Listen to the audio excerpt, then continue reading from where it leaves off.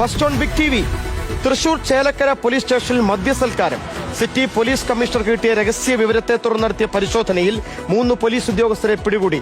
തുടർന്ന് നടത്തിയ പരിശോധനയിൽ ഒരു ഗ്രേഡ് എസ്ഐയും 2 സിവിൽ പോലീസ് ഉദ്യോഗസ്ഥരും മദ്യപിച്ചതായി കണ്ടെത്തി. സൂരജ് സജയായിരുന്നു. കഴിഞ്ഞ ദിവസം തൃശൂരിൽ ഈ ഓഫീസുകളിൽ, സർക്കാർ ഓഫീസുകളിൽ മദ്യസൽക്കാരം എത്ര പതിവാണെന്ന് തോന്നുന്നു. കഴിഞ്ഞ ദിവസം നാം കണ്ടതാണ്. അവിടുത്തെ ഫിഷറീസ് ഓഫീസിൽ നാം കണ്ടതാണല്ലോ സൂരജ്. കഴിഞ്ഞ ദിവസം ദൃശ്യങ്ങളൊക്കെ പുറത്തു വന്നതാണല്ലോ. അതിന് പിന്നാലെയാണല്ലോ ഈ പോലീസ് സ്റ്റേഷനിലും ഈ മദ്യസൽക്കാരം പിടികൂടുന്നത്.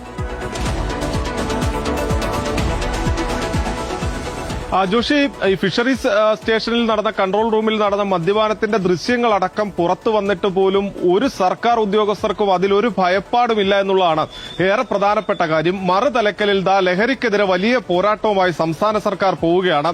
തൂഫാൻ എന്ന വലിയ പ്രതിരോധ പ്രഖ്യാപനം നടത്തി.